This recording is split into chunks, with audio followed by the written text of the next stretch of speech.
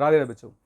हमारा जो revision lecture चलने का काम कर रहा था फाइनल अकाउंट्स का, उसी का एक पार्ट है तुम्हारा कैलकुलेट द फॉलोइंग, जो हम आज लर्न करेंगे इस सेशन में 1 बाय 1।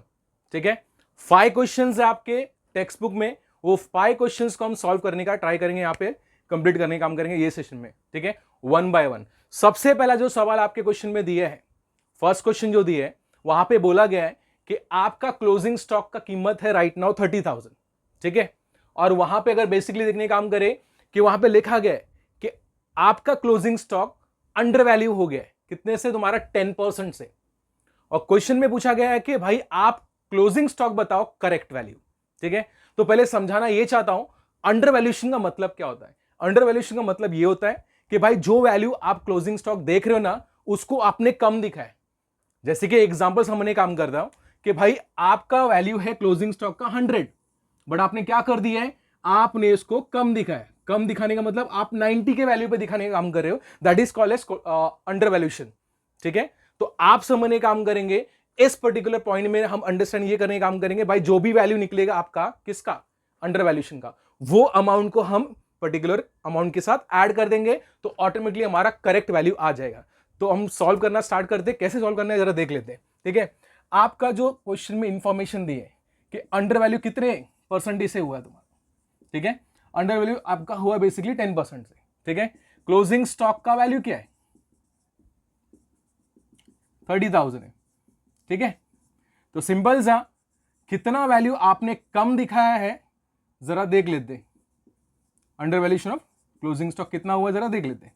ठीक है, तो यहां पे 30,000 आपका 30,000 इंटू 10% अप्लाई कर लीजिए, तो आपने बेसिकली 3,000 वैल्यू से कम दिखाने का काम किया क्लोजिंग स्टॉक को।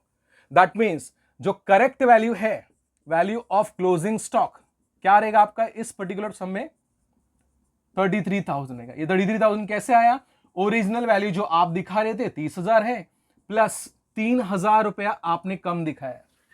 क्लियर है पॉइंट तुम्हारा? पहला क्वेश्चन हमने कंप्लीट कर लिया है इसके अंदर, और मे बी इसमें डाउट नहीं रहेगा आपका फिलहाल। ठीक है, अब चलते तुम्हारा नेक्स्ट क्वेश्चन पे।